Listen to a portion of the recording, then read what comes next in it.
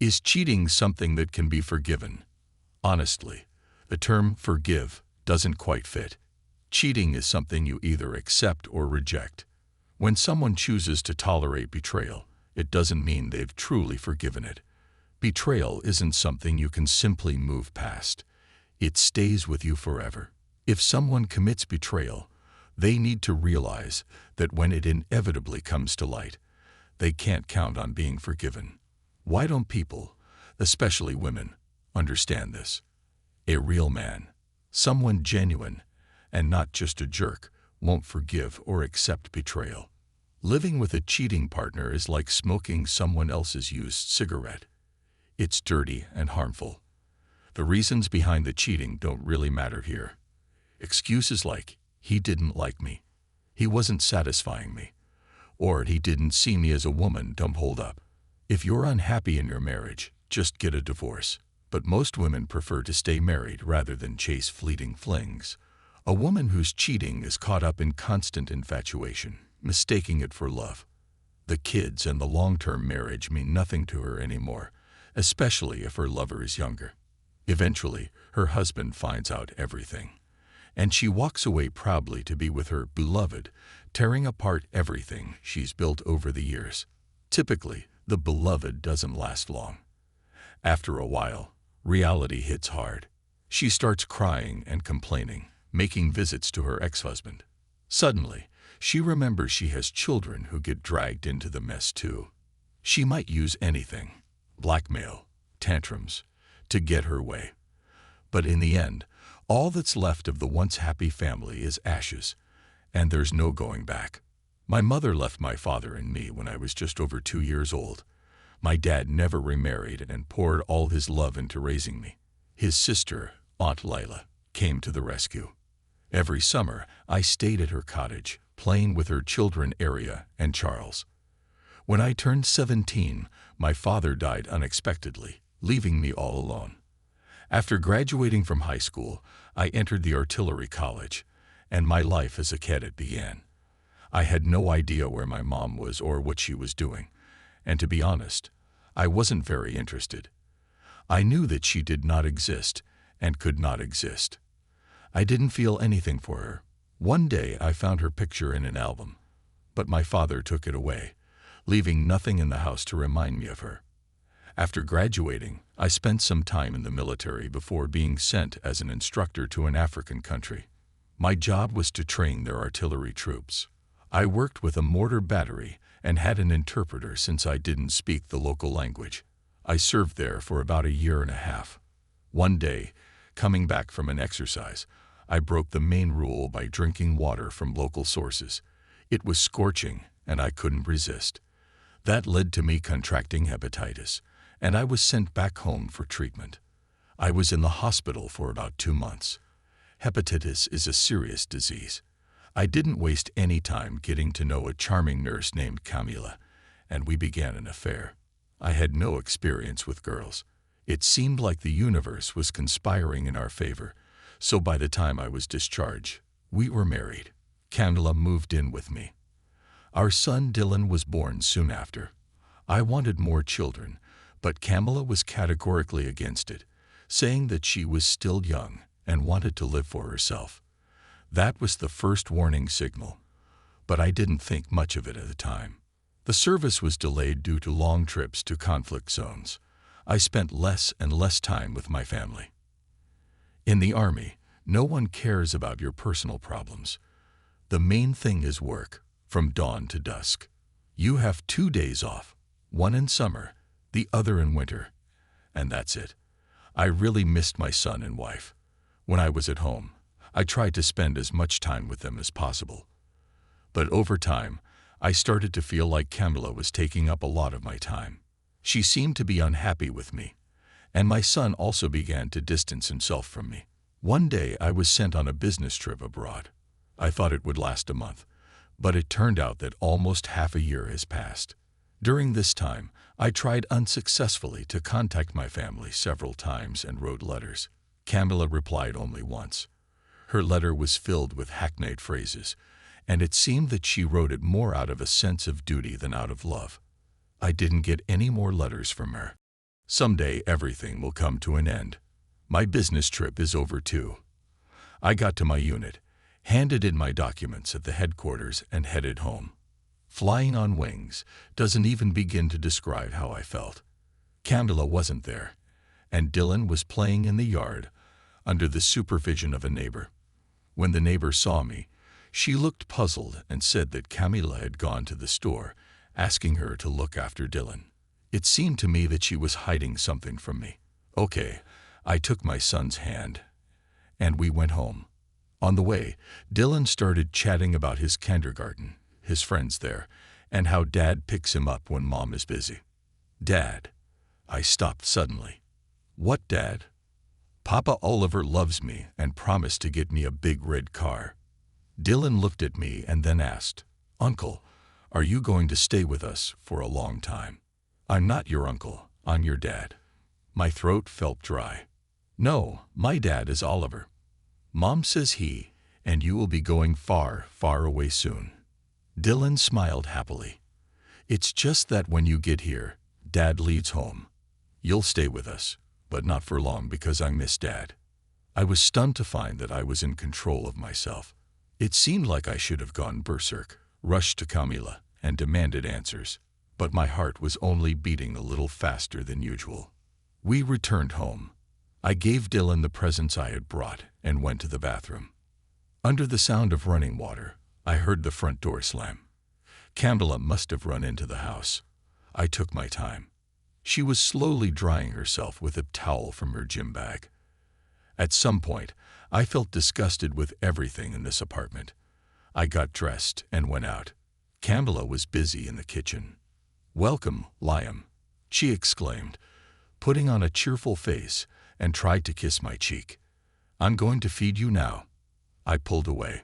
Don't, Camila. Sit down and let's talk. A chill ran through my body, drowning out the anger that had flared up. It felt like I was watching myself from the sidelines, as if it was happening to someone else instead of me. Vera seemed to sense something and slowly sank onto the stool.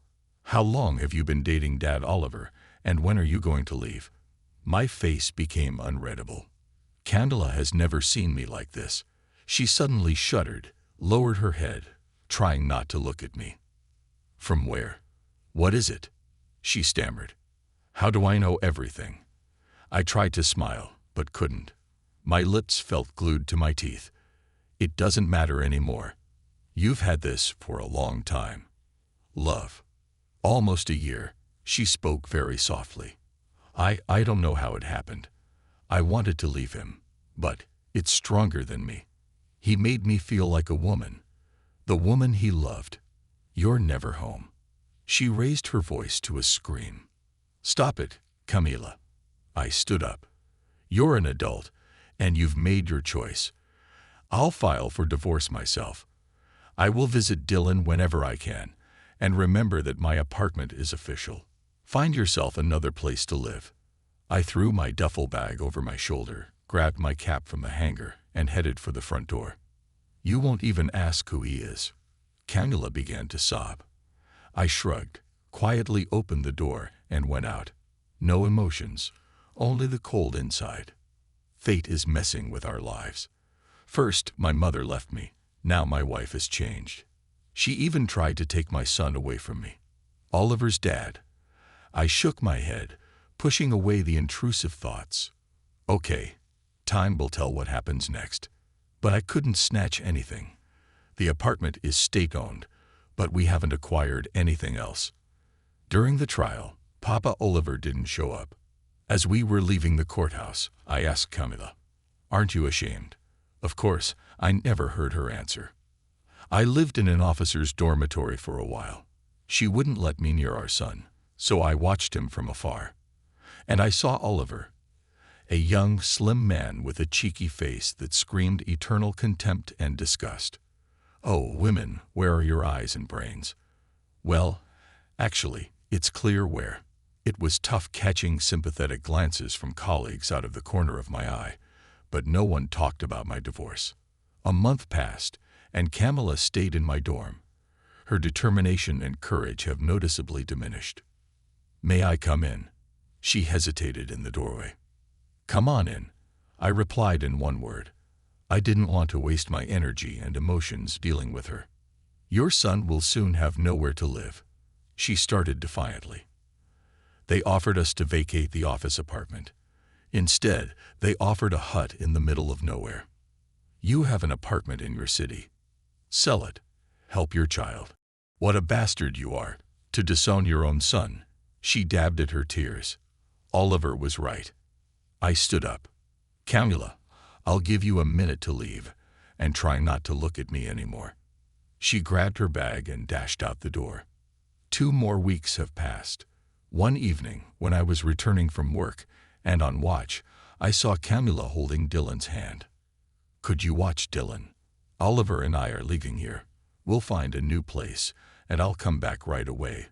She mumbled quickly, then looked away. Is someone else's child a burden to a roommate? I hugged my son tightly. She remained silent. A month later, I was transferred to the South, and my life turned into a whirlwind. Gradually, I began to open up again. The most important thing was that Dylan was with me. He grew up and matured.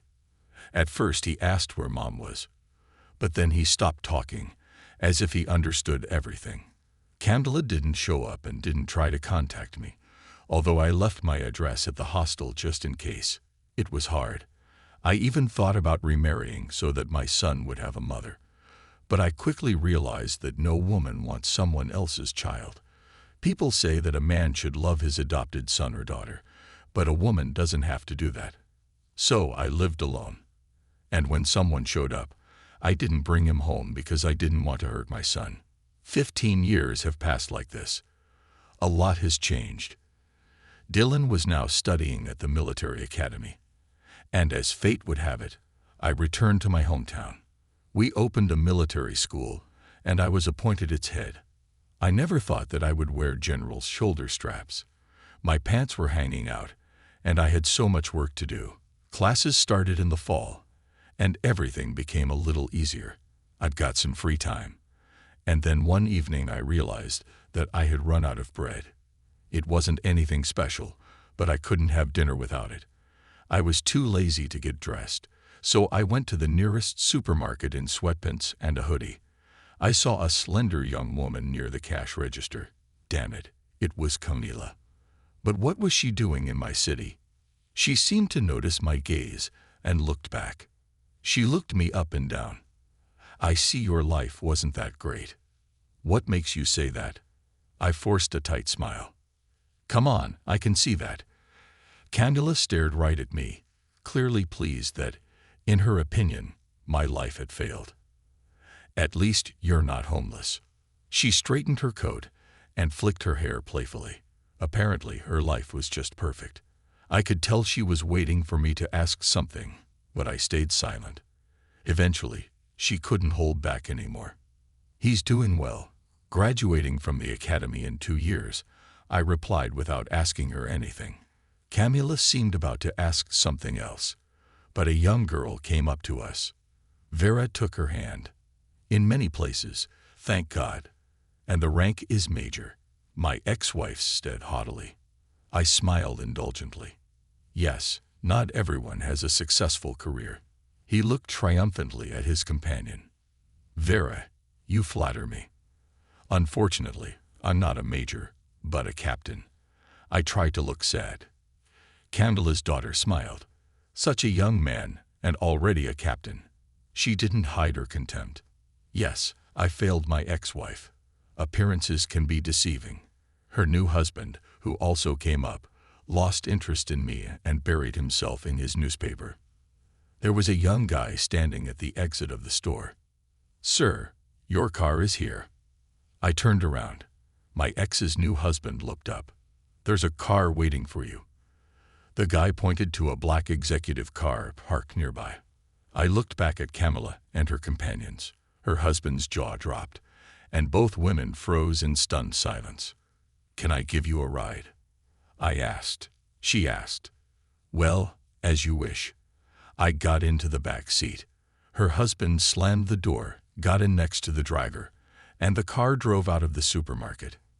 Passing by the solemnly marching graduates, I went over to congratulate my son on being awarded the title and graduating from the academy. Dylan was talking to a woman. When he saw me, he smiled, and we hugged. The woman turned around and looked at me. Camila. My general's uniform was a stark contrast to the wrinkled sweatpants I wore at the supermarket 2 years ago. She tried to compose herself. I came to congratulate Dylan. You don't mind, do you? She said he was graduating from the academy. Dylan looked at me in disbelief. Yes, son, this is your mother. I tried to keep my voice steady. I don't have a mother, and the one I once had died a long time ago. My son turned to me. Come on, Dad, I still need to pick up orders at the drill hall. As we got into the car, I saw Vera standing motionless, her hands clasped to her chest, staring in our direction.